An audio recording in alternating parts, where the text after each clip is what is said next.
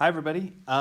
So I'm starting this off today in a way I often start off these conversations in this class where I say, hey, today we're going to talk about something fairly complex, but don't worry about how complex it is because I'm going to break it down to what we need it for this class, for what we're trying to do to solve these collective action problems. So we're going to have to start a little complex just to sort of get this big idea in our head.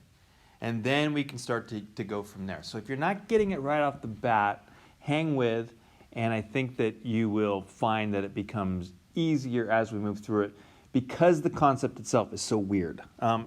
So what we're going to talk about today is we're going to talk about this thing called civil society. Now what we're really going to talk about is global civil society. But before we can talk about the global, we got to talk about what civil society is. So, all right, so let's just do a little political theory, political sciencing here. So if we sort of talk about the state, here's the government up here, okay? The government's doing things, making decisions, blah, blah, blah. Every once in a while there's a new government that comes in, is doing stuff. But it's kind of running things. And again, in the modern world, theoretically, on behalf of the people. Government by the people, for the people, blah, blah, blah. So it's basically acting on behalf of the people. Now the question becomes, and this is a big part of political theory, what we're not going to go into, but the question becomes, how does the government know what the people want? Okay, so the other sort of thing that's in our little picture here is what we call private, or sometimes it's called the household. In other words, what's going on in your own house, that's your own business. You know, if you want to be a model railroader, go for it. You can be a model railroader.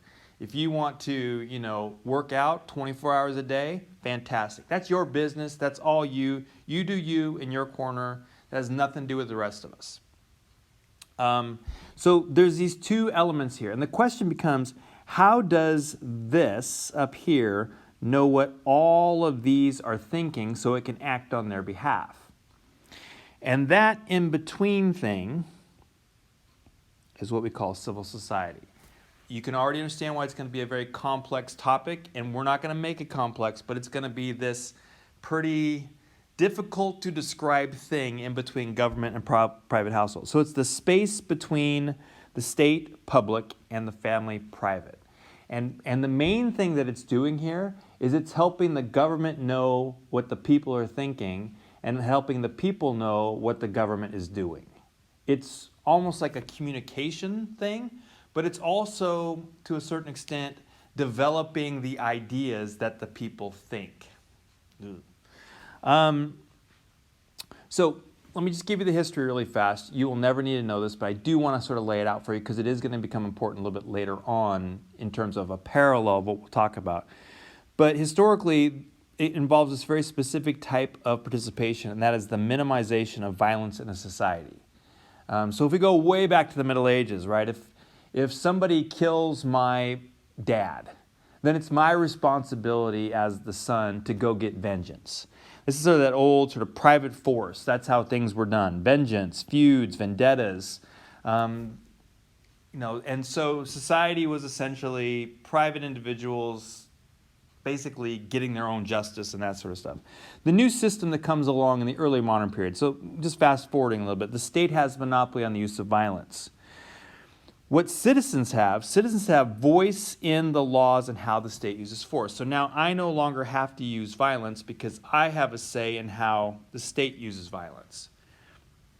That's essentially the kind of the modern way of doing this. We don't need, individuals aren't allowed to use force because they have a say in the state that uses force on their behalf. If you have minimized violence, that frees each person so that they can choose his or her own good life. This is sort of the key idea about liberalism, where you are free to choose. If you want to be Hindu, fantastic, go for it. If you want to, again, be a model railroader, fantastic. And if there's not this sort of fear of constant violence, if we minimize violence in the society, I'm not too worried about you, and I don't have to constantly protect my own self with this. Now I am freer to do what I want, essentially, what I think makes a good life. So the way this often is talked about is civil society, this idea of this right here, is necessary if you want to have a democracy, if you want to have liberalism. Sort of the way that we, at least in the United States and Europe, tend to think about what good government is, what a good society is a liberal democracy. And this is necessary for it. One of the things that happens so back in 2003, the United States goes into Iraq and takes Saddam Hussein out and says, now Iraq, you're a democracy. And it turns out that Iraq could not really switch to democracy very fast because it didn't have a civil society. It had no practice in sort of coming up with its own ideas and talking to the government. That develops over time. So civil society is necessary for this, for the things that we value in terms of politics and in terms of just how we are in the world, liberalism. So, civil society is to minimize anything that prevents a person from making his or her own good choices about government, about organized religion, etc., etc., etc. Okay, so that's great. That's civil society. We're not going to spend, I probably already spent way too much time on that, but you got the gist of it, right? Which takes us to global civil society. Like what, if we're talking about this being the world, what is this? Like, for example, we know there's no global government, but we would want to say who's basically speaking to those who make decisions at the global level. What is the global civil society look like? So this person named Mary Kaldor, she's an economist out in London School of Economics, and she's written on this for like 2 decades now. But here's her definition. I don't think you have to write it down. I just think you need to think about it, okay? I'm never going to ask you what is Mary Kaldor's definition of global civil society, but it's good to have an idea, be able to translate it into your own words. Global civil society is a supranational, meaning it's above any particular nation, sphere of social and political participation, just like our civil society, in which citizen groups, social movements, and individuals engage in dialogue, debate, confrontation, and negotiation with each other, various government actors, and the business world. Again, it is essentially, I'll come back to this, it's this at the global level, where essentially we, whoever this we is, meaning all of humanity ideally, we are essentially having conversations about how government should be done, what government should be doing, if it's doing it well or not doing it well, and this should be responsive to this. That's the idea. And then in here is where we're having that big conversation about what should be done. So that's the idea. Don't worry about that question for now. I want you to look at this. I'm going to pause a second, but you can pause it and then take a look at the definition and sort of your own, and then we're going to move to the next slide here. So just a couple ways to think about global civil society. In other words, all that sort of messiness that I just got done doing, can we narrow it down to something a little more, like I can wrap my head around that? So what exactly is this thing? So one way to think about it is an arena for global public opinion formation. What does humanity think humanity should be doing? For example, what does humanity think about human trafficking, for example? Cool with it? Not cool with it? Is that more of just an American thing, a European thing? Or is that kind of a humanity thing? They were all kind of saying, that's not cool. So it's an arena for global public opinion formation. Like, what do we care about and why? Counterweight to global capitalism, states and the state system. In other words, speaking, for lack of a better thing, is speaking to power in the sense of the states have a lot of power. What they say kind of carries a lot of weight in the room already. The state system carries a lot of weight in the room. Even global capitalism or the marketplace carries a lot of weight. So can we, humanity, say, we're not cool with this aspect of capitalism. We're not cool with what the states are doing over here. We think the state system should do more about this. So it's a counterweight to those things that already have power.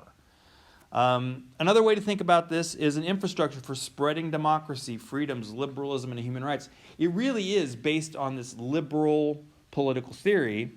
And so it's about freedom in a lot of ways. It's letting the government do some of the work so that we can be free to do what we want to do. So it encourages the spreading of these things around the world because these things will help us do that. Solidarity with the poor, oppressed, and the voiceless. This is, another way you can kind of think about global civil society. When it's working the way that it's supposed to be working, it provides a voice for the voiceless. Take, for example, global refugees. They don't, by definition, really have a state. So who's speaking for them at the global level, if not us, making sure that that voice is out there? And so a lot of the things, like we're going to watch a couple videos here before we're done with this, about some NGOs, and what do these NGOs care about? How are they giving voice to things that would otherwise not have a voice? One more thing is represent and perpetuate the growing connectedness of humans. In other words, can the process of us talking as humanity, saying this is what we want, does that also thereby form this idea of humanity? In other words, does this create more of a global citizenship as we're doing it? These are just some ways to think about this. I'm going to have you watch a couple videos just to sort of see this in motion, primarily through some NGOs, non-governmental organizations, and then we'll come back and talk a little bit more about it.